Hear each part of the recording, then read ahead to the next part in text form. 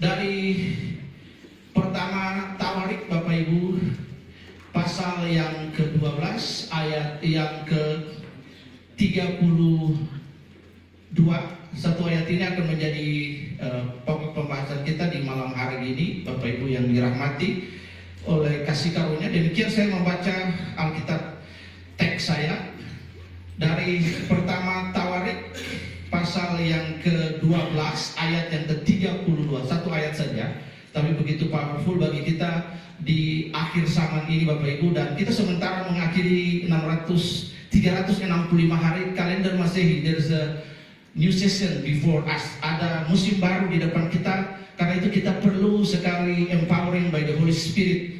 Kita perlu penguatan dari Roh Kudus bagi kita. Demikian firman Tuhan berbunyi dan berkata, dari Bani Isakar orang-orang mempunyai pengertian tentang saat-saat yang baik sehingga mereka mengetahui apa yang harus diperbuat orang Israel. 200 orang kepala dengan segala saudara sesukunya yang di bawah perintah mereka. Bapak Ibu yang dikasihi oleh Tuhan, judul firman Tuhan hari ini ChatGPT-nya Tuhan. Bapak Ibu, kita lihat di sini ayat ini menggambarkan bahwa pengetahuan dari suku Isakar itu melebihi apa yang disampaikan oleh AI, ChatGPT, Perplexity, bahkan Cici dan lain sebagainya, Bapak Ibu.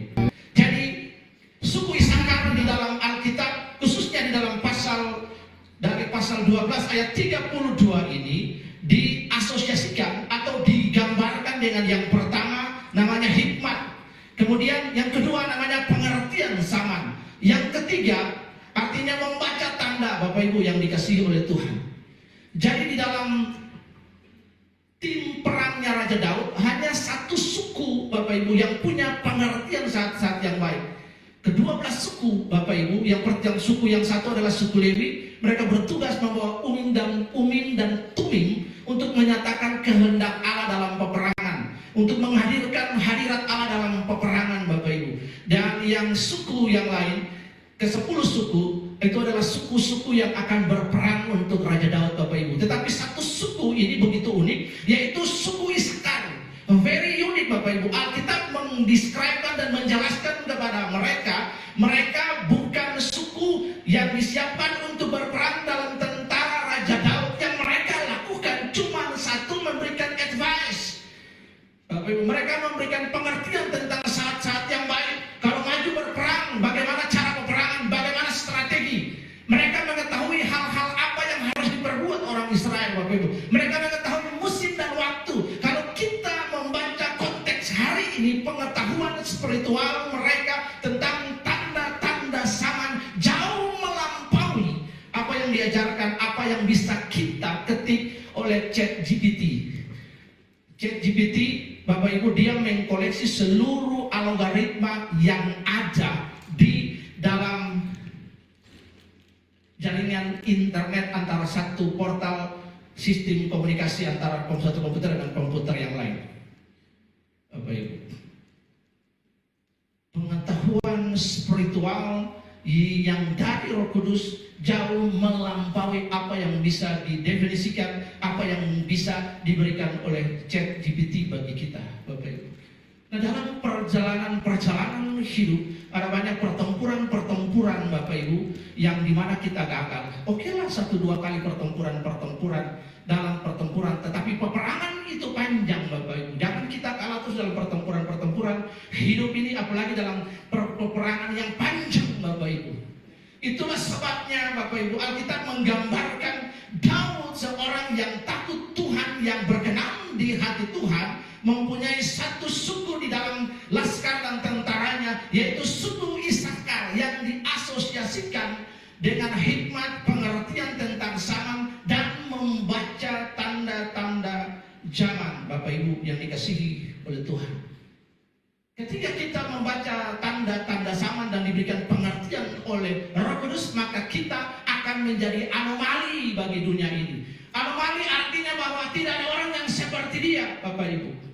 Karena memang kita orang Kristen harus menjadi anomali dari dunia yang kita tinggal ini, Bapak Ibu. Kita tinggal di Taman Eden, bukan Taman Eden. Kesadaran ini menuntun kita untuk memiliki ketajaman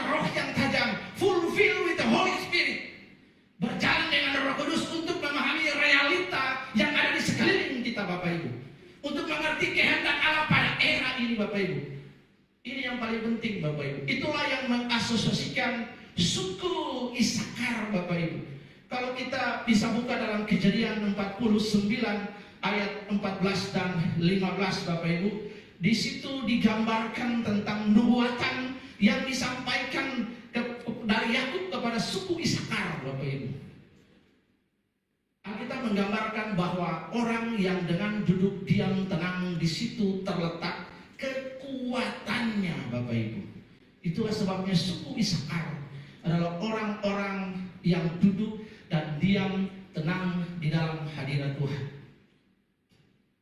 Ini paling penting bagi kita. Pelayanan-pelayanan yang kita kerjakan harus lahir dari hadirat Tuhan Bapak Ibu. Pelayanan-pelayanan yang kita kerjakan harus lahir dari intimasi kita dengan Tuhan. Sebab pelayanan-pelayanan yang lahir Bapak Ibu, yang lahir bukan dari hasil hubungan kita dengan Tuhan, digambarkan seperti apa yang disampaikan oleh Gamaliel di dalam Kisah Para Rasul. Jika pelayanan mereka datang dari Allah, maka pelayanan itu akan bertumbuh, berbuah dan berkembang, bahkan menjadi berkat atas kota ini. Tetapi jika pelayanan mereka tidak datang dan berasal daripada Allah, Alkitab menjelaskan bahwa pelayanan itu akan hancur dengan sendirinya. Sebab muara dan ujung dari pelayanan itu adalah memuliakan dan membawa kemuliaan bagi nama Tuhan. Bapak Ibu yang dirahmati oleh kasih karunia Tuhan, ada 3 poin penting yang kita belajar bagaimana suku Isakar mendapatkan hikmat Tuhan. Hari ini kita adalah Isakar rohani Bapak Ibu. Petrus menggambarkan kepada kita bahwa Bapak Ibu, saya dan saudara, kita adalah orang-orang yang disebut parepidemos dan paroikos. Parepidemos dan paroikos artinya kita orang-orang yang sementara Bapak Ibu menumpang di dunia ini sebagai pengembara di dunia ini. Kita tidak establis di dunia ini, sebab kita akan pergi kepada Bapa. Bapak Ibu yang dikasihi oleh Tuhan, kita hanya menumpang di dunia ini Bapak Ibu. Dan perjalanan hidup kita, kita harus tahu kemana tiang api dan tiang awan itu menuntun kita. Hari ini tidak ada tiang awan dan tiang api yang berdiri, tetapi ada Roh Kudus yang perlu kita kenali kehendaknya di dalam hidup kita untuk meng-guidance kita dari hari lepas hari, sehingga kita mengerti kehendak Tuhan di dalam hidup kita. Yang pertama, poin pertama kita bisa temukan Bapak Ibu di dalam Efesus pasal 1 ayat yang ke-17. Kita dapat melihat Bapak Ibu, teman-teman di OHP boleh buka dengan saya di Efesus pasal 1 ayat yang ke-17. Di situ dikatakan bahwa Rasul Paulus berdoa supaya orang-orang di Efesus Bapak Ibu ya, dan meminta kepada Tuhan kita Bapa yang mulia itu supaya Ia memberikan kepadamu roh hikmat dan wahyu untuk mengenal Dia dengan benar. Di dalam Yohanes pasal yang ke-8 ayat 11 sampai ayat yang sekian disampaikan bahwa jika Roh Kudus itu turun ke atas kamu, Ia akan menuntun kamu kepada seluruh kebenaran Bapak Ibu, akan menginsafi dunia Bapak Ibu. Jadi salah satu dari tugas Roh Kudus Bapak Ibu adalah menuntun dan menggait kita. Roh Kudus itu artinya parakletos. Para artinya di samping, kletos artinya pribadi, oknum yang berdiri di samping kita, mengadvokasi kita, menolong kita, menegur kita, mengingatkan kita Bapak Ibu. Jadi Rasul Paulus berdoa kepada Tuhan supaya Bapak Ibu, supaya jemaat di Efesus itu memiliki pengetahuan dan mengerti tanda yada binalah itim, bahasa Ibraninya bilang begitu Bapak Ibu. Yada artinya pengetahuan tentang Allah. Pengetahuan tentang Allah itu lahir dari hubungan intim kita dengan Dia, mengenal Allah, mengenal hatinya, mengenal kesukaannya, mengenal tabiatnya Allah. How to know about God? Bagaimana mengenal Allah? Dengan membaca firman Tuhan, dengan pujian, doa dan penyembahan, ditambah dengan doa dan puasa Bapak Ibu. Dan hal disiplin-disiplin rohani yang dapat kita kerjakan, dan itu menuntun kita untuk memiliki ketajaman roh untuk mengenal Allah, mengenal hatinya Tuhan. Ku terhubung denganmu, selalu melekat di hatimu. setiap pagi menjadi kebiasaan kita Bapak Ibu. Kalau kita terbiasa untuk memiliki pujian dan penyembahan, kata proskuneo itu artinya mengusap wajah Tuhan. Bapak Ibu, jadi seperti anjing yang datang menjilat wajah Tuhannya, memberikan penghargaan yang tinggi kepada Allah. Proskuneo Bapak Ibu, mengusap wajah Tuhan. Bayangkan bagaimana ciptaan dan pencipta bertemu dan kemudian ada di dalam harmoni doa, pujian dan penyembahan. Because presence of God, it means hadirat Tuhan itu artinya kehadiran Tuhan. Sebab jika Tuhan hadir, ketika kita memuji, ketika kita menyembah Tuhan, maka ketika Allah hadir, dia membawa seluruh kepenuhan yang melekat kepada dirinya, melekat kepada natur Allah yang adalah roh itu. Bapak Ibu, dia membawa seluruh kasih, karunia, berkat ketika dia bersekutu dengan ciptaannya dalam pujian dan penyembahan, dalam relasi dengan dia. Jadi Paulus berdoa penting sekali bagi jemaat di Efesus yang baru bertobat, yang baru mengenal Tuhan Yesus Bapak Ibu. Paulus berdoa kepada mereka supaya mereka memiliki spiritual discernment yang tajam, roh yang tajam Bapak Ibu. Mereka memiliki yadah bina lah itim. Ya, mereka memiliki pengenalan yang tajam akan Allah Bapak Ibu. Tanpa sadar, gereja di tempat ini dalam beberapa waktu ini mengalami yadah bina lah itim Bapak Ibu. Jadi saya duduk dan saya melihat sebuah perjalanan yang luar biasa. Dari perjalanan pertama yang sudah lewat, kemudian ulang tahun, lalu kemudian prosesnya ada sebuah proses pemurnian atau gilgal, sebuah khotbah yang bagus yang saya dengar dari Pak James, luar biasa. Proses pembersihan hati ini untuk kemudian menerima hal yang besar. Dan singkatnya, beberapa waktu yang lalu ada peresmian tanda tangan yang ada di depan. Kita lihat bersama Bapak Ibu yang dikasihi oleh Tuhan. Jadi proses-proses itu menandai bahwa kita mengenal waktu dan kehendak Allah. Kalender Masehi menandai Bapak Ibu 365 hari kalender Masehi.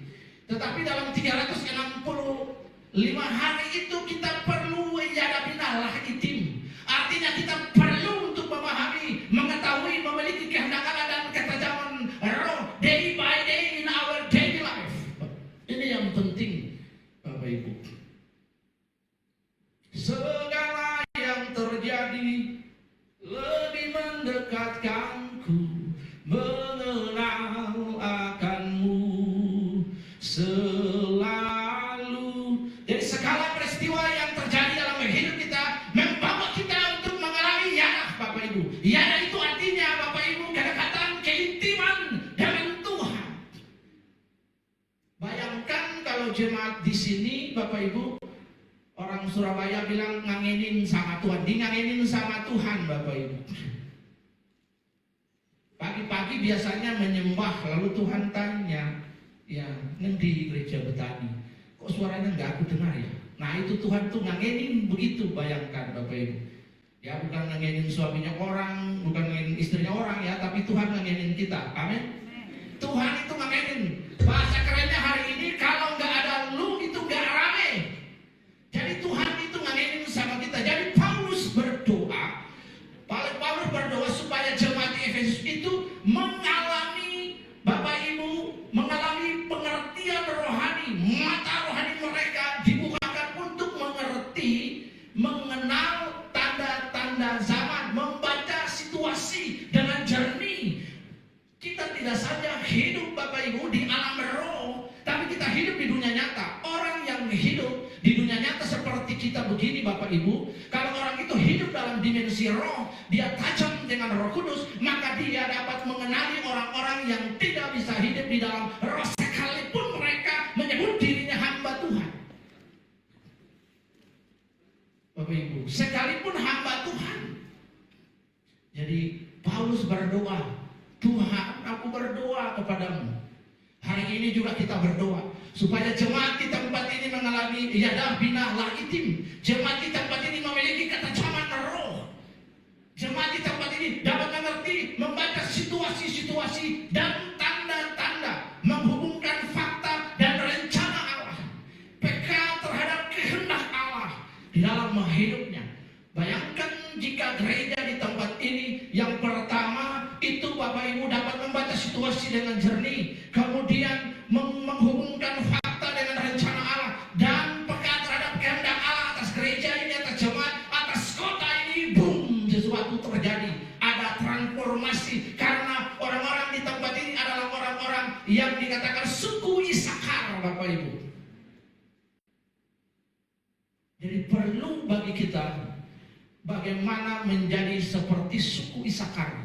Ada perangnya, peperangan, kita bisa kalah di 1-2 pertempuran. Tapi jika kita masuk dalam The Isakar Dimension, Bapak Ibu, kita akan mengalami hal-hal yang luar biasa dalam hidup ini. Kita makhluk rohani yang tinggal di dunia rohani. Orang-orang yang ada dalam dimensi rohani dapat mengerti apa yang ada di dunia jasmani. Tapi orang-orang yang tidak hidup dalam kepekaan Roh Kudus, dia tidak mungkin dan tidak pernah memahami hal-hal spiritual dengan baik. Saya mengungkapkan sebuah, termasuk guyon juga ketika membalas perkataan, membalas postingan Pak Gembala. Itu adalah perkataan orang-orang yang tidak percaya akan kehendak Allah, Bapak Ibu. Dia hanya mengerti Allah itu, Bapak Ibu, di dalam pikirannya dia. Tapi realitas Allah yang hidup itu tidak dia pahami. Itulah sebabnya dia berkata, Bapak Ibu, dia berkata, jika ada izin jadi di tempat ini, potong kepala saya. Hari ini izin sudah jadi, tuntut dia untuk potong kepalanya dia. Sebab dia tidak percaya kepada realitas Allah yang hidup, Bapak Ibu. Allah yang hidup sanggup melakukan apa saja. Ya. Bukankah Allah kita adalah Allah yang maha tahu, Allah yang maha hadir, Allah yang maha kuasa, tidak terbatas oleh ruang dan waktu, bahkan oleh pemerintah sekalipun akan menandatangani izin itu. Katakan amin. Ya. Hati raja-raja dan hati penguasa ada dalam tangan Tuhan. Itulah sebabnya saya selalu bernyanyi. Ya. Bapak Ibu, ada salah satu lagu yang saya katakan, Bapak remas hatinya. Ketika saya mau tanda tangan, kemarin izin yayasan kami keluar, Bapak Ibu, saya buat sebuah yayasan baru lagi untuk pelayanan narkoba dan AIDS yang akan kita jalankan. Rehabilitasi narkoba sudah ada, sekarang kita buat yayasan yang baru untuk ganti yayasan yang lama, sekaligus kita persiapan juga untuk melayani orang-orang seperti AIDS dan lain sebagainya di kota ini. Mau tanda tangan Pak Lurah kemarin, saya berdoa dengan sekretaris, singkat dengan Pak Eki namanya. Mari kita berdoa dalam nama Tuhan Yesus. Tuhan, Pak Lurah ini nggak neko-neko, nggak ada macam-macam, tanda tangan cepat, nggak ada tunda-tunda. Habis dari acara kita di sini, Pak Lurah ketemu saya, pokoknya aku udah tanda tangan, ambil aja sekarang. Puji Tuhan, amin.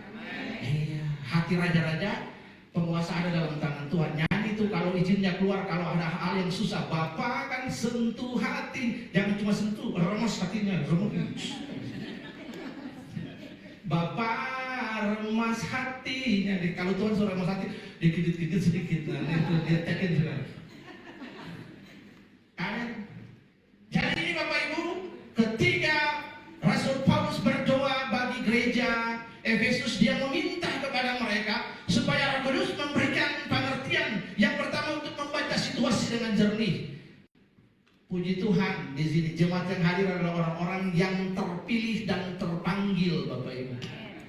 Coba Bapak Ibu menghubungkan ini, apakah kebetulan? Tidak pernah ada kebetulan di dalam hidup ini. Semua desain by God. Itulah sebabnya Roma 8 ayat 8, bahwa Tuhan Allah turut bekerja. Artinya pantas sinergi. Allah itu adalah Allah yang tidak terikat oleh ruang dan waktu, tapi Allah yang sama juga ada di dalam waktu, supaya dia mengatur, menghubungkan sumber daya dan orang-orang, supaya mengerjakan mujizat bagi saudara dan saya. Katakan amin. Allah turut bekerja dalam segala hal, mengerjakan kebaikan bagi saudara dan saya dalam Kristus Yesus Tuhan. Roma 8:28. Allah menghubungkan fakta. Orang-orang Isakar diberikan kepekaan untuk menghubungkan fakta dengan rencana Allah. Paulus berdoa supaya kita menjadi Isakar-Isakar rohani. Dan yang berikut adalah Bapak Ibu yang dikasihi oleh Tuhan, kita peka dengan ini adalah waktunya Tuhan. Kita harus ada dalam kairos, Bapak Ibu. Katakan, saya mau senantiasa. Bapak Ibu ikut saya mau senantiasa hidup dalam kairos. Gereja di tempat ini sudah mengalami kairosnya Tuhan. Satu kairosnya Tuhan itu udah jadi. Ada kairos-kairos yang lain. Ada the serial of blessing. Bapak Ibu, Yohanes, Matius 6 ayat 33, carilah dahulu kerajaan Allah dan kebenaran, everything will be added into your life. Kata will be added itu artinya the series of blessing. Kalau Bapak Ibu nonton film Terminator, itu kalimatnya selalu di akhir film, I'll be back. Jadi the series of blessing will come jika kita peka terhadap kehendak Allah, Bapak Ibu. Sebab Allah selalu berurusan dengan orang-orang yang cinta Dia. Allah selalu bersinergi, spirit by spirit. Allah yang cinta kepada penyembahan. Penyembahan itu sangat menyukakan Dia, Bapak Ibu. Doa, penyembahan, pembacaan kitab suci, hal-hal yang menyukakan hati Tuhan. Kembangkan itu sebagai the spirit of Issachar in our life, in our ministry, in your family. Tanamkan itu, Bapak Ibu yang dikasihi oleh Tuhan Yesus Kristus. Pertanyaannya bagi kita, apakah saya sudah dapat membaca zaman ini dengan mata rohani, Bapak Ibu? Ini penting bagi kita. Kalau kita dapat melihat, membaca tanda-tanda zaman, Tuhan berikan kepekaan, ada roh pembeda dalam hidup kita, Bapak Ibu. Ini penting sekali, supaya kita dapat mengenali orang-orang yang ini tulus dalam pelayanan dan tidak tulus dalam pelayanan. Apa tidak, Bapak Ibu? Apa yang terjadi dengan pekerjaan saya ke depan? Bagaimana orang ini, dia jujur atau tidak, dia honest atau tidak, dia tulus atau tidak. Roh Kudus akan tanamkan dalam hidup kita jika kita memiliki kepekaan. Roh Kudus lebih dari ChatGPT. ChatGPT membuat orang itu bodoh, Bapak Ibu. Saya menyusun beberapa skripsi dan saya katakan bagi anak-anak, saya punya aplikasi Turnitin. Jadi kalau saya cek skripsinya itu pakai ChatGPT, saya robek, saya buat tempat sampah. ChatGPT membuat orang bodoh. Roh Kudus tidak pernah membuat orang bodoh. Roh Kudus membuat orang cerdas, Bapak Ibu. Sebab pencipta kita yang merancang kita, Bapak Ibu. Pencipta kita yang merancang kita. ChatGPT cuma memberitahu apa yang sudah ditulis oleh orang lain, kemudian memunculkannya kepada kita. Roh Kudus memberitahukan apa yang belum terjadi di masa depan bagi kita, katakan amin. Roh Kudus menuntun kita. ChatGPT tidak pernah bisa lakukan itu. Itulah hebatnya orang-orang suku Issachar. Hidup ini adalah peperangan, Bapak Ibu. Peperangan itu panjang, 1-2 pertempuran kita bisa kalah. Tetapi kita tidak boleh kalah dalam seluruh rangkaian peperangan rohani kita. Itulah sebabnya Alkitab berkata bahwa perjuangan kita bukan melawan darah dan daging, tapi melawan penguasa-penguasa di udara. Digunakan kata metodea diabolos, artinya strategi iblis. Itu licik. Dia akan mencoba untuk menarik kita, memikat kita, perhatian kita, kasih kita, rasa kita, Bapak Ibu. Sehingga kita tidak lagi memiliki kepekaan. Ya, orang yang bertumbuh rohani itu dapat dikenali, tapi orang yang jatuh itu dia tidak, tiba-tiba dia tidak sadar bahwa dia sudah jauh dari Tuhan. Ini penting sekali, Bapak Ibu. Pertanyaan ini bagi kita supaya kita mendiagnosa, apakah saya sudah dapat membaca tanda zaman ini? Apakah saya memiliki mata rohani untuk dapat melihat situasi yang terjadi, apa yang sedang terjadi? Itulah sebabnya Habakuk naik ke tempat yang maha tinggi dan dia berkata, Tuhan, aku mau menanti apa yang Engkau lakukan bagi kotaku. Kota tempat tinggi artinya the presence of God, hadirat Tuhan. Orang-orang yang naik ke hadirat Tuhan, level up, adalah orang-orang yang dapat memahami realitas apa yang akan terjadi atas kota ini, Bapak Ibu. Yang kedua, syarat bagi kita menjadi orang-orang suku Issachar, yang pertama tadi adalah berdoa, Bapak Ibu. Doa itu hal yang paling penting. Mengapa kita berdoa? Satu, dengan berdoa kita berelasi dengan Tuhan. Yang kedua, mengapa kita berdoa? Karena kita tahu Allah menjawab doa-doa kita. Orang yang berkata bahwa kalau ini itu keluar potong leher saja, dia berdoa, tapi dia tidak tahu kepada siapa dia berdoa. Bapak Ibu. Yang ketiga, dengan kita berdoa, maka segala sesuatu akan menjadi jauh lebih baik. Because prayer driven our pray. Holy Spirit driven our pray. Roh Kudus akan mendorong doa kita. Itu sebabnya pray artinya Bapak Ibu push, pray until something happen. Berdoa sampai sesuatu itu terjadi. Dan 3 tahun Bapak Ibu berdoa, there something happen before you, ada sesuatu yang terjadi. Yang kedua Bapak Ibu, Lukas 10 ayat 39. Boleh teman-teman tampilkan di layar. Ya. Lukas 10 ayat 39, Alkitab berkata, but Mary sitting on the feet of Jesus Christ and keep hear what the Jesus told to her. Perempuan itu mempunyai saudara bernama Maria. Maria ini duduk di kaki Tuhan dan terus mendengarkan perkataan-perkataannya. Situasi ini menggambarkan Maria dan Marta, Bapak Ibu yang dikasihi oleh Tuhan. Yesus adalah important person that visited the house, the home of Martha and Mary, Bapak Ibu. Martha mencoba untuk melayani Tuhan dengan segala skill yang dia punya. Apakah itu baik? Sangat baik Bapak Ibu. Tetapi ada hal yang lebih penting lagi, bahwa kehadiran pribadi yang datang di rumah itu bukan pribadi yang biasa-biasa. Itu Yesus Kristus yang datang Bapak Ibu. Maria tidak memahami, Martha tidak memahami esensinya di situ Bapak Ibu. Artinya hari ini kalau Yesus datang, jangan kita sibuk-sibuk. Kalau ada roti, aku ada makan, boleh. Tapi jangan langsung ibu-ibu keluar dari tempat ini, pergi cari ayam, betutu apa semua, lalu siapkan di tempat ini. Sementara Yesus ada duduk di tempat ini, kita duduk di tempat ini dan dengarkan perkataannya. Katakan amin. Martha mencoba untuk mencari perkenan Tuhan dengan apa yang dibuat. Tuhan berkata baik, Tuhan tidak berkata tidak baik. Tuhan memuji dia. Karena itu pelayanan ibu-ibu juga sangat penting, menyediakan konsumsi itu sangat penting. Tetapi harus ibadah dulu. Ibadah itu penting Bapak Ibu. Sebab Alkitab berkata di mana 2-3 orang berkumpul, di situ Tuhan hadir. Alkitab juga berkata bahwa latihan badan ini terbatas gunanya, tapi ibadah itu mengandung janji untuk hari ini dan akan datang. Bertemu dengan Presiden Prabowo itu baik, bertemu dengan Ratu Elizabeth itu baik, bertemu dengan Allah jauh lebih baik Bapak Ibu. Sebab manusia bertemu dengan pencipta dan dia hadir itu luar biasa. Tidak ada pertemuan di dunia ini yang sehebat ibadah Kristen. Jangan pernah lalaikan dalam hidup ini. Sebab ketika kita beribadah, pencipta hadir. Kita bertemu Prabowo, Tuhan belum tentu hadir. Ini yang penting Bapak Ibu, supaya kita mengerti esensi ini. Itulah sebabnya kita berkata, jangan jauhkan diri dari persekutuan ibadah yang telah dilangsungkan, yang telah dibiasakan, yang telah ditetapkan, yang telah diteruskan oleh para rasul kepadamu. Ini penting sekali. Martha mencoba untuk menarik perhatian Tuhan. Dan dia pikir Tuhan akan senang dengan dia. Tuhan tidak memarahi dia, tapi Tuhan memberitahu ada hal yang paling penting.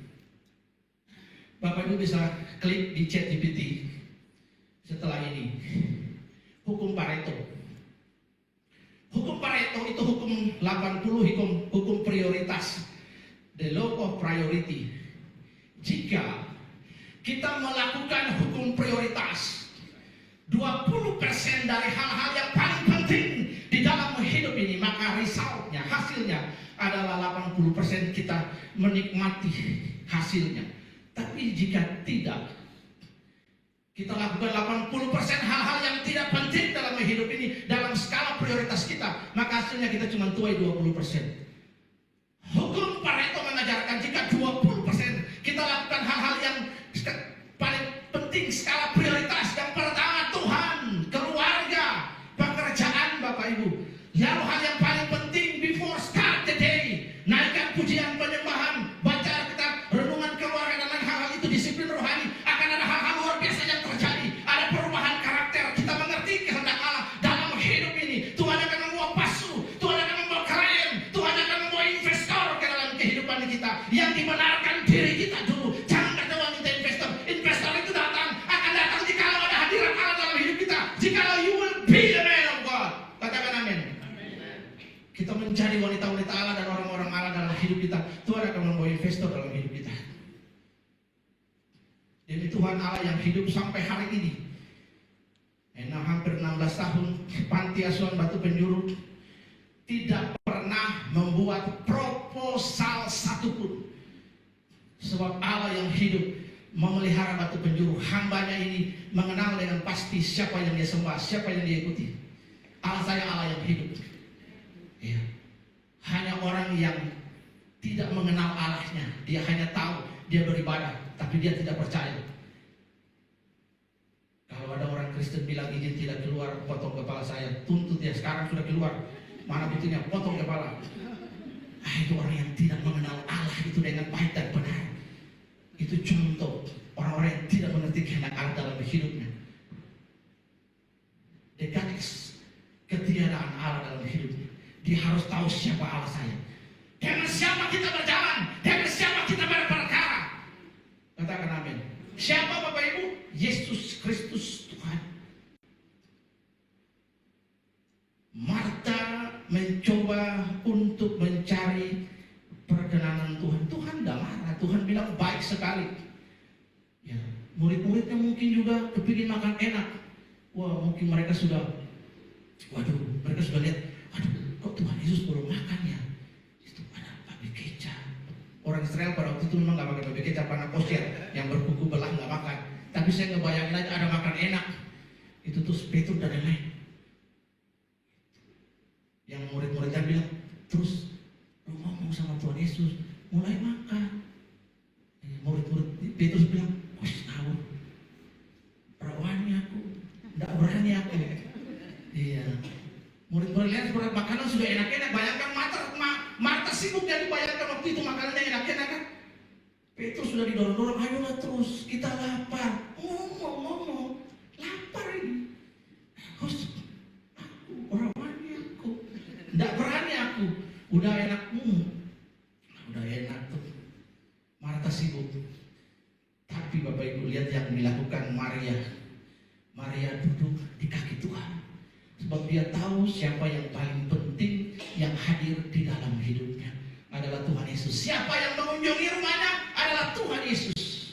Saya suka sebuah lagu lama dari gereja Protestan dan sering saya nyanyikan. Saya kalau khotbah pernikahan sering saya pakai lagu ini Bapak Ibu. Lagu ini seperti ini kalau Bapak Ibu tahu ya. Berbahagia tiap rumah tangga di mana kau letakmu yang tetap. Artinya berbahagia tiap rumah tangga, tiap pribadi, tiap keluarga jika Yesus Kristus adalah tamu yang tinggal tetap. Marta mengetahui ini. Tuhan Yesus lebih dari sekedar pribadi yang datang bertamu berkunjung di rumahnya. Dia adalah Tuhan, dia adalah Sang Kurios. Perkataannya memberi hidup Bapak Ibu. Itulah sebabnya Marta duduk dan dia terus mendengar. Dan Alkitab berkata pada pasal yang ke-42 bahwa Yesus berkata kepada Maria, Maria telah mendapatkan bagian yang terbaik, the best portion in her own life. Dan tidak pernah akan diambil darinya, sebab dia mendengar perkataan Allah. Firman-Mu berkata, kau besertaku, maka kuat roh dan jiwaku. Amin Bapak Ibu. Perkataan Allah itu hidup. Mari kita proklamasikan pekerjaan-pekerjaan Allah. Jangan pernah dengar kata-kata motivasi dalam hidup ini. Perkataan Allah memberi hidup, motivasi nggak berhidup. Tuh lihat tuh, Maria Teguh, the golden ways itu. Bapak Ibu akhirnya jatuh dia Bapak Ibu. Dia mengajarkan tentang motivasi, tentang kebenaran. Dia sendiri tidak hidup kebenaran. Hari itu kalau dia mengakui bahwa Kinar itu adalah anaknya, selesai sudah. Orang akan terus mengikuti dia. Pakai acara Golden Ways. Golden Ways cuma Alkitab Bapak Ibu. Amin. Amsal 1 ayat 7 berkata, takut akan Tuhan adalah permulaan hikmat dan pengetahuan. Tapi orang bodoh menghina hikmat dan didikan. Itulah penting hikmat bagi kita. Bapak Ibu yang dikasihi Tuhan, Marta memahami hal ini dengan baik. Cerita Marta dapat kita temukan juga dalam Wahyu pasal 2 ayat 4. Jemaat di Efesus Bapak Ibu, itu mereka melayani dengan luar biasa, gereja utama. Tapi mereka meninggalkan kasih yang mula-mula.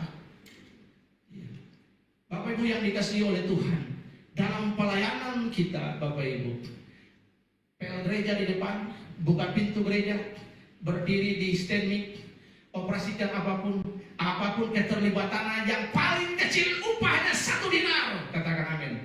Orang masuk jam 6 pagi sampai jam 6 sore 1 dinar, jam 3 sampai jam 6 1 dinar, jam 4 sampai jam 6 sore 1 dinar. Apa yang mau dibanggakan? 1 dinar. Jadi kalau ada yang kaya-kaya, kasih tahu ke dia, bro, 1 dinar. Sambil ngepel gereja, lap kursi, atur kursi. Nanti ada yang stand-stand, ada yang main apa yang itu. Sama-sama katakan, bro, sama-sama kita 1 dinar ya. Bapak Ibu kiri kanan katakan, bro, sama-sama ses kita 1 dinar.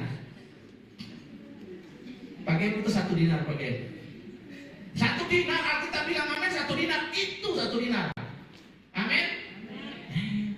Karena aku khotbah jadi nanti 2 dinar, enggak 1 dinar. Dibahasakan dalam bentuk yang lain. Aku menanam, Apolos menyiram, Allah yang memberikan pertumbuhan. Jadi jemaat Efesus itu mereka mengalami kejatuhan. Alkitab berkata, bangkitlah, engkau telah meninggalkan kasihmu yang mula-mula, engkau telah jatuh. Alkitab menggunakan engkau telah jatuh. Meninggalkan kasih yang mula-mula artinya tidak suka doa, tidak suka baca Alkitab, tidak suka hal-hal yang rohani. Alkitab menjelaskan sudah jatuh, tidak perlu berdosa dulu. Tapi tidak suka baca Alkitab, tidak suka hafal ayat Alkitab. Orang Alkitab bilang hafal, baca dan renungkan, meditasi itu. Makanya ada lagunya. Kalau Bapak Ibu mau meditasi, nggak perlu healing, nggak perlu yoga meditasi, nggak usah. Duduk begini, lalu nyanyi lagu. Ku renungkan firman-Mu siang dan malam, ku pegang perintah-Mu dan ku lakukan. Dan duduk diam, dengar. Nggak usah pakai acara healing, pakai acara dengan lagu kling. Nggak usah. Renungkan firman, diberkati, amin. Iya, nggak usah yoga healing, relaksasi. Iya, dengarkan firman. Bapak Ibu, jadi jemaat Efesus dikatakan sudah jatuh karena meninggalkan kasih.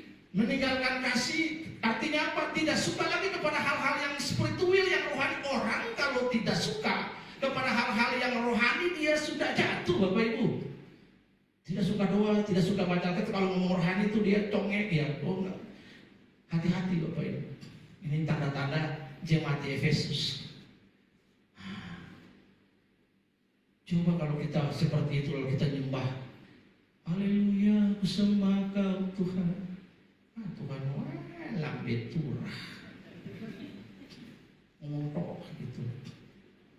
Bapak Ibu. Jadi jemaat Efesus, Bapak Ibu, itu meninggalkan kasih yang mula-mula. Nah, meninggalkan kasih yang mula-mula itu kita selingkuh sama Tuhan. Orang Kristen bisa selingkuh Tuhan loh.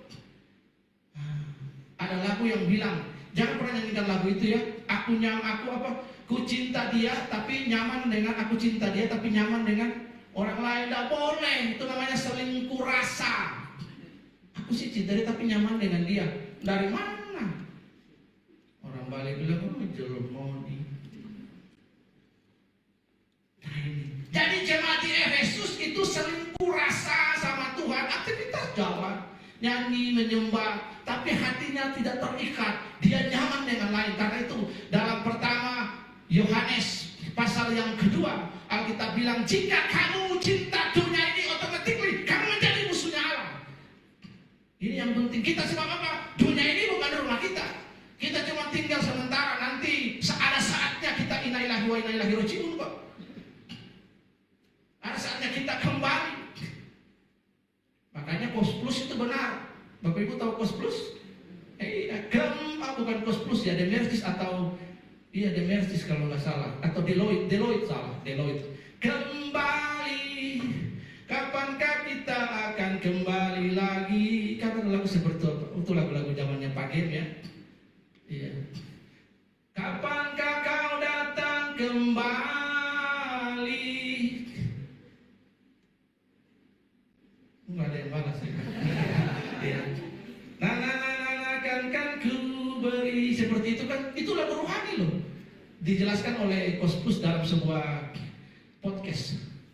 Jadi Jadi kapan kalau Tuhan datang kembali, Tuhan tanya kita Bapak Ibu. Perhatikan baik-baik dalam 2 Korintus pasal yang ke-5 ayat yang ke-9. Semua perbuatan kita akan dipertanggungjawabkan di hadapan Tuhan. Dibalas dengan Wahyu pasal 14 ayat 13, bahwa mulai saat ini berbagilah orang-orang yang meninggal dalam Tuhan, bahwa mereka akan menikmati perbuatan mereka selama hidup mereka. Iya.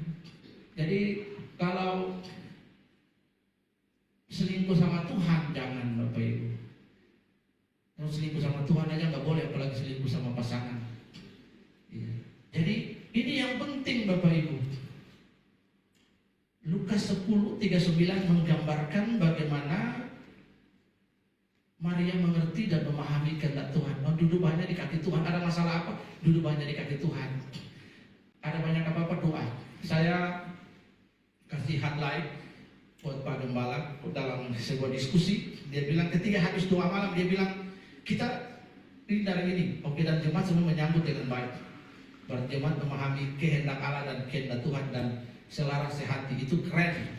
Coba bayangkan ketika Pak Gembala cerita, kita keluar dari ini misalnya, lalu enggak Pak, tapi semua kompak, itu hal yang baik. Berarti kita memiliki spirit yang sama yang dibangun bersama-sama, amin. Itu yang diperlukan hari-hari ini. Lukas 10:39, Maria mengerti kehendak Allah, duduk di kaki Tuhan. Lebih banyak ambil waktu lah banyak dengan Tuhan. Orang Alkitab sendiri bilang kan, Alkitab bilang bahwa dengan tinggal diam tenang di situ terletak kekuatan. Iya, ayam baru bertelur satu aja, tapi itu dia udah kotek-kotek kiri kanan banyak. Ini yang penting. Jadi yang poin yang kedua, poin yang pertama, bagaimana kita memiliki roh Isakar Bapak Ibu, adalah satu, kita berdoa supaya kita memiliki yadabinalah itim, memiliki pengetahuan yang rohani, memiliki ketajaman roh Bapak Ibu. Yang kedua adalah kita mencontohi kehidupan Maria, duduk di kaki Tuhan. Yang ketiga Bapak Ibu, kita membuat perjanjian dan komitmen dalam Daniel pasal 1 ayat 8 dan 9. Teman-teman tolong tampilkan di layar, terima kasih ya. Yang ketiga adalah memiliki kehidupan seperti Daniel. Daniel berketetapan untuk tidak menajiskan dirinya dengan santapan yang dibiasa minum oleh Raja Nebukadnezar. Maka Allah mengaruniakan kepada Daniel pengertian dan pemahaman tentang mimpi dan berbagai pengetahuan. Jika hidup ini perlu komitmen dalam hidup ini, Bapak Ibu katakan amin. Pernikahan itu butuh komitmen. Aku berjanji setia, bahkan sampai maut memisahkan kita, miskin kaya, itu janji, itu komitmen, itu covenant Bapak Ibu. Ikut Tuhan juga ada perjanjian. Saya ikut Tuhan apapun yang terjadi, malam-malam untuk beramai dan berantas, pedang, mara bahaya, penyakit, maut, ketelanjangan, tidak pernah memisahkan aku dari kasih Kristus. Apapun yang terjadi, mengikut Yesus keputusanku, mengikut Yesus keputusanku, mengikut Yesus keputusanku, ku tak ingkar, ku tak ingkar. Dalam hidup ini, singkene singketo, Yesus dogen, sareng tidak sayang Yesus cegidai. Amin. Ini penting Bapak Ibu. Daniel membuat ketetapan. Daniel 1 ayat yang ke-8 Bapak Ibu. Daniel membuat ketetapan ergo samai. Daniel berkata untuk tidak menajiskan dirinya dengan santapan raja dan anggur yang biasa diminum raja. Dimintanya kepada pemimpin pegawai istana supaya ia tak usah menajiskan dirinya. Makanan kita Bapak Ibu adalah firman. Makanan saudara dan saya adalah firman.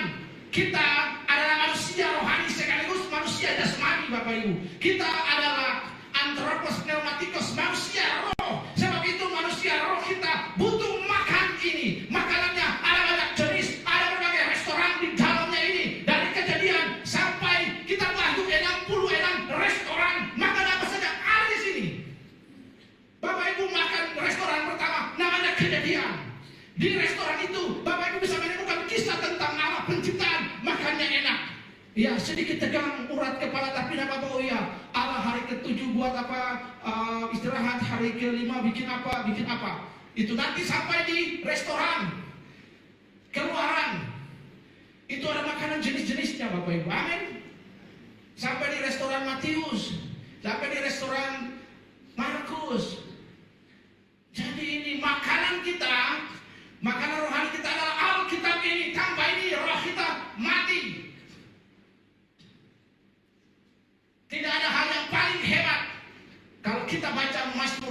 Markus 19, Alkitab menggambarkan firman ini ketetapan, perintah Taurat, peringatan. Itu menyenangkan jiwa, membuat mata bercahaya, membuat muka bercahaya, membuat pengertian, membawa kita kepada kebenaran, meluputkan kita dari bencana, dan lain sebagainya, mendatangkan kesukaan kepada Allah. Ini firman Allah, Bapak Ibu, yang ditulis oleh Allah. Saya heran. Iya, kadang Alkitab dijadikan obat tidur. Baca Alkitab lalu tutup Alkitab di muka sini. Iya. Ada anak-anak muda yang jatuh cinta, tai kuluk pukul ganting, tai kucing rasa coklat, tapi suratnya itu loh dikumul-kumul dibaca gitu. Alkitab nggak dibaca. Ya. Daniel membuat ketetapan untuk apa, Bapak Ibu? Tidak menjadikan dirinya. Makanan kita adalah Alkitab, makanan rohani ini. Kita tinggal di dunia ini, roh kita perlu diisi supaya Bapak Ibu itu mengkanter. Di sekeliling kita ada filter, di sekeliling kita yang akan menarik kita. Setan berusaha untuk apa? Memprovokasi kita dengan berbagai cara, supaya apa? Mengikat kita dengan berbagai cara, menarik kita, memikat kita, perhatian kita, rasa kita, semua kita ditarik supaya menjauh dari Kristus Yesus itu. Ini Bapak Ibu, Daniel berketetapan untuk tidak menajiskan dirinya. Dia membuat komitmen. Orang membuat MOU. Bapak Ibu siap membuat MOU? Tidak makan makanan yang lain selain firman. Tuhan, saya berjanji saya membuat MOU dengan engkau. Orang-orang yang berani membuat MOU ketetapan dengan Tuhan. Ayat yang ke-9, tolong ditampilkan Pak Bro. Ayat yang ke-9. Maka Allah mengaruniakan kepada Daniel kasih dan sayang dari pemimpin pegawai istana itu. Sambung lagi. Ayat 10, 11. Tetapi berkatalah, sampai nanti ayat sekian Bapak Ibu bisa baca, itu Tuhan kasih karunia-Nya macam-macam luar biasa. Dia tahu tentang mimpi, boleh mimpi nanti dia tafsir. Hebat itu. Alkitab menjelaskan bahwa Daniel memiliki the excellence of spirit, roh di atas rata-rata. Karena dia berani membuat MOU dengan Tuhan. Jadi orang Kristen harus berani membuat MOU. Buatlah MOU itu dari hal yang sederhana. Baca Alkitab 1 hari 5 pasal, pasti diberkati. Amin. Baca kitab suci, doa tiap hari, doa tiap hari, doa tiap hari. Baca kitab suci, doa tiap hari. Kalau mau tumbuh baca kitab suci. Ya, jangan baca cerita manga, drama Korea, di TV diinstal drama Korea. Waduh. Itu Bapak Ibu. Jadi firman Tuhan. Lalu Bapak Ibu, apa yang Daniel lakukan itu mendatangkan berkat. Jadi mari prinsip-prinsip 3 poin ini menolong kita untuk menjadi suku Isakar. Dan contoh yang terakhir, Bapak Ibu bisa buka di dalam Lukas pasal yang ke-2 ayat 25. Simon adalah orang yang digambarkan memiliki spirit dari suku Isakar, Bapak Ibu. Ada Yerusalem seorang yang bernama Simon. Ia benar saleh yang menantikan penghiburan bagi Israel. 1. Roh Kudus ada di atasnya. Lagi bro, ayat 26. Roh Kudus ada di atasnya, itu poin 1, 26. Dan kepadanya telah dinyatakan oleh Roh Kudus. Roh Kudus menyatakan kepada dia bahwa sebelum dia mati, ia akan melihat Mesias. Yang berikut ayat 27. Dan dia datang ke bait Allah oleh Roh Kudus. Bayangkan, Roh Kudus ada di atas. Roh Kudus janji kepada dia mau ke bait Allah. Roh Kudus bawa dia ke bait Allah. So closely, begitulah Bapak Yesus, Bapak Ibu. Jadi Simon, orang Kristen, harus bucin sama Tuhan. Katakan amin. Bapak Ibu, do you know bucin? Tahu ya, ibu-ibu tahu bucin? Yang tertawa tuh tahu bucin. Bucin tahu ya? Iya. Bagi yang pasti bucin sama buket. Mantap. Kalau saudara bucin sama Tuhan, wow. Tuhan pasti, kalau Tuhan disenangkan, luar biasa. Hal-hal yang besar akan terjadi. Kasih karunia, spiritual gift akan dilepaskan dalam kehidupan kita. Bahkan dia satu-satunya orang yang dapat mengenali bahwa bayi yang akan dia gendong itu adalah Mesias. Sekalipun Yesus masih bayi, Bapak Ibu, dan digendong oleh Simeon, tapi secara ilahi Sang Mesias menggendong Simon dalam hadiratnya. Katakan, Yesus itu masih bayi, tapi dia adalah Tuhan. Dia Allah sejati manusia 100%, dia juga ilahi 100%. Allah yang berinkarnasi dalam rupa manusia, lahir dalam daging ini, ya, digendong itu sama Simeon. Sekalipun Yesus bayi itu, tapi dia adalah Tuhan, Bapak Ibu. Jadi Tuhan, Simeon manusia fisik menggendong Yesus fisik, tapi spiritual Simeon digendong oleh Sang inkarnasi itu, Allah yang datang dalam rupa manusia. Simeon mengalami perjumpaan dengan Tuhan, dan dia berkata begini, di dalam tradisi gereja ortodoks, Bapak Ibu, ada sebuah istilah namanya nun dimitis. Simeon berkata begini, Tuhan, aku sudah lihat Yesus, aku sudah menggendong Yesus, sekarang aku tidak ingin apa-apa dalam hidup ini, aku mau pulang. Tuhan, aku mulai, iya, aku mau pulang, iya, aku sudah capek di dunia ini, Tuhan, aku sudah puas. Karena yang paling Simeon nantikan adalah, Bapak Ibu, dia berjumpa dengan Sang Mesias. Amin. Apa yang mau kita cari di dunia ini? Ke gunung tinggi ku cari, mencari damai, tapi tak dapat. Ke lembah jurang ku turun, mencari damai, tidak ketemu. Namun akhirnya damai dapat ku temukan juga, tidak kutemukan juga, kecuali hanya di dalam Yesus Tuhan. Amin, Bapak Ibu. Iya, cari damai lalu pakai narkoba, drugs gitu, akhirnya rusak lalu direhab. Saya layanin sudah angkatan kedua di rutan, Bapak Ibu. Udah ada banyak kisah. Di situ kita sharing kelompok, diskusi lucu-lucu. Ya, mereka berusaha untuk mencari damai. Ada satu ibu namanya Kokom. Saya mengajar tentang persepsi. Bagaimana persepsimu tentang narkoba? Masing-masing tampil di depan. Ya, yang satunya dia bilang, saya pakai narkoba supaya saya ngewe, katanya, kurang ajar. Ya. Jadi orang cari damai untuk memuaskan. Tidak ada tempat di bumi ini. Alkitab menjelaskan Yesus adalah Sang damai. Bahkan sampai PBB itu, bangsa-bangsa buat PBB untuk mendamaikan. Tidak ada damai-damai. Yesus adalah Raja Damai. Penggenapan dalam Yesaya 9 ayat kelima, namanya disebutkan orang. Yang pertama, the wonderful counselor, penasihat yang ajaib, datang kepada Yesus. Jitu nasihatnya. Jangan kepingin karena dia wonderful counselor, datang kepada Yesus. Tuhan, aku mau tembus 3 nomor. Ya nggak bisa, Bapak Ibu. Ya, itu namanya SSB forecast. Ya. Tuhan, aku mau ada nasihat-nasihat yang pasti, yang jitu jalan keluar. Wonderful counselor, penasihat ajaib. Namanya disebut orang penasihat ajaib. Yang kedua, Almighty God, Allah yang perkasa. Yang ketiga, Bapa yang kekal. Yang terakhir, Prince of Peace. Mencari damai di mana? Sampai ada orang saking gak damai dikasih nama anaknya damai, nggak damai juga. Meskipun namanya damai, tapi harus datang kepada Yesus. Berbahagialah dalam Matius pasal 5, berbahagialah orang yang membawa damai, karena mereka akan disebut anak-anak. Jadi bayangkan betapa Simeon mengalami perjumpaan dengan Tuhan. The Spirit of Issachar, Bapak Ibu. Jadi 3 poin penting yang perlu kita belajar untuk memahami Spirit of Issachar, Bapak Ibu.